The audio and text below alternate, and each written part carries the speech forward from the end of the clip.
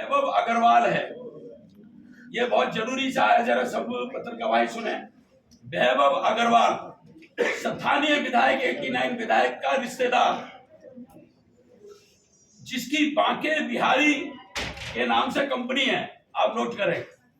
MCM में भी 90% tender उसको, इंटरलॉकिंग हो, आरएमसी रोड हो, कोई भी काम हो, और एडीसी ऑफिस के अंदर आने वाली ग्रांट में भी 90% काम उसको दिए जा रहे हैं।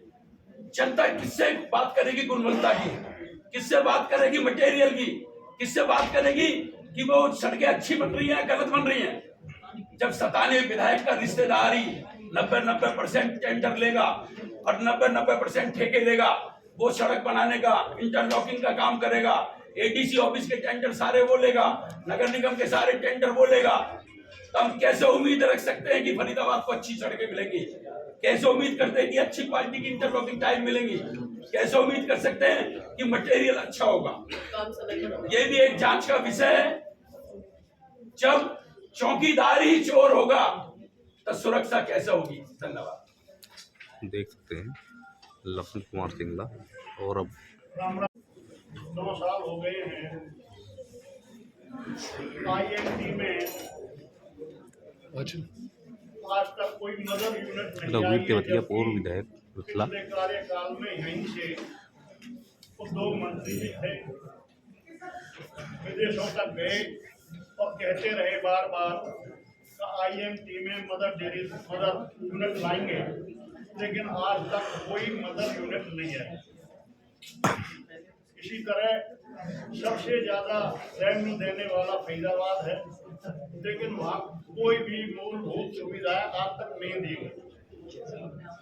इसी तरह वहाँ जब हमारी सरकार थी 2009 में, मुझे जनता ने सेवा करने का मौका दिया, तो वहाँ किसान धरने पर बैठे हुए थे, मुआवजा राशि कम दी थी,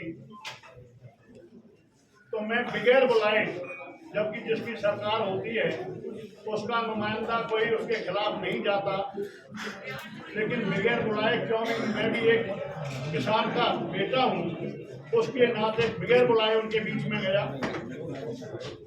और उनकी समस्या सुनी। तो उन्होंने कहा, जी बल्लभगढ़ से सटे हुए हमारे गांव हैं, चंदावली, मछगर, सोतई, मुजेरियन, नवादा, 5 गांवों की जमीन गई है और बल्लभगढ़ से सटे हुए गांव है, लेकिन मुआवजा राशि बहुत कम है।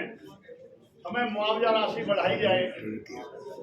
लेकिन मैंने जब उनसे कहा, आप किसी से मिले हैं? उन्होंने कहा, जी बहुत लोगों से कहा, लेकिन आज तक किसी ने मुख्यमंत्री जी से नहीं मिलवाया। तो जब मैंने उनसे कहा कि मैं आपको कल मिलवा दूं, तो वो हंसने लगे, समझ रहे थे शायद जिस तरह पहले नेता झूठ बोल के चले गए, उस तरह ये भी झूठ बोल रहा होगा। लेकिन मैंने कि वे हंसते कहो, मैं तो अभी बात करता हूँ और कल ही मिलवाऊंगा। अगर मुख्यमंत्री जी चंडीगढ़ होंगे तो वहां चलना पड़ेगा, और दिल्ली आ रहे हो तो मैं बात करता हूँ। उन्हीं के सामने मैंने फोन पर बात की, तो माननीय मुख्यमंत्री जी भूपेंद्र हुड्डा जी दिल्ली आ रहे थे। शाम को सुबह 10 बजे का समय दिया गया और मैंने कहा, आप अपने धरने लगाए रखें, केवल जिम्मेदार जो लोग हैं मेरे साथ चलें। हमने उनकी 3 समस्याएं थी। पहली, मुआवजा राशि बढ़ाना। दूसरी, 5 गांवों के प्लॉट जिनकी जमीनें गई थी उनके बदले उन्हें प्लॉट दिए जाने थे, लेकिन वो एक जगह दे दिए गए। 5 गांवों के लोग अपने गांव के पास प्लॉट चाहते थे और एक सरकार उस पर भी नफा ले रही थी। जिस रेट में जमीन मुआवजा राशि दी है उस पर नफा ले रही थी। ये था भाई, रास्तों के जितना पैसा और लगता है, जितने में सरकार को जमीन पड़ रही है रास्ता काट के, उसके बाद हमें उसी रेट में पैसे प्लॉट दिए जाएंगे। तो उसमें तीनों बात हमने मुख्यमंत्री जी के सामने रखी। मुख्यमंत्री जी ने उन्हें दिल्ली में मिलवाया। उन्होंने कहा, भाई आपको चंडीगढ़ आना पड़ेगा, एक कमेटी बना लो। मेरे से कहा, भाई रघुवीर इनको वहां लेके आ जाना। चंडीगढ़ गए, बात हुई तो तीनों मांग मान ली गई। पहली बार है, अवार्ड होने के बाद दोबारा कभी अवार्ड नहीं होता। हमारे क्षेत्र के 500 गांवों के किसानों को अरबों रुपए का फायदा हुआ, दोबारा अवार्ड हुआ, रिकॉर्ड की चीज है। और उन्होंने 5 गांवों के नक्शा को दरकिनार करके नया नक्शा बना के 5 गांवों के 5 प्लॉट देने का काम किया। और जो गवर्नमेंट नफा ले रही थी 4-5 हजार वर्ग मीटर, उसको खत्म कर जिस रेट में जमीन पड़ी थी उसी रेट में प्लॉट देने का काम किया। तो तीनों मांग माननीय मुख्यमंत्री जी ने मांगी, लेकिन इन्होंने तो आज तक कोई काम किया नहीं।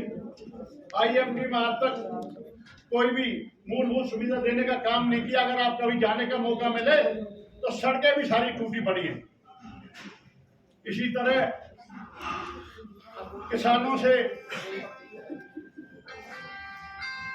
हमने IMT में जो अब ये चंदावली के यहाँ पुल है, जबकि हाईवे बन रहा है, सड़क बन रही थी 4 लेन,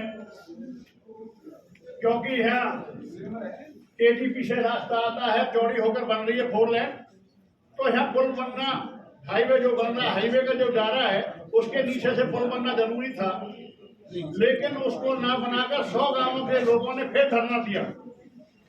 और जब धरना देने के बाद उसमें हमारे पार्टी के नेताओं को भी सहयोग रहा, सभी गए। तो उसके बाद दबाव होने के बाद जब उस पुल बनाने को काम किया। इसी तरह आज मोहना में माननीय मुख्यमंत्री जी, हमारे पनेरा खोत में एक 52 पालों का आयोजन हुआ था, एक महात्मा ने किया था, खड़ेश्वरी बाबा ने। तो वहाँ जो आपके यहाँ से जेवर के लिए, एयरपोर्ट के लिए जा रहा हाईवे, उस पर उतार चढ़ाव की बात थी, मोहना में घोषणा की थी, लेकिन आज धरने पर बैठे हैं और मना कर रखे हैं। आज तक ना कोई बीजेपी का नेता पहुंचा है, ना कोई मंत्री पहुंचा है, और ना कोई मंत्री पहुंचा है। आज तक किसी ने भी उसकी सुध नहीं ली है किसानों की।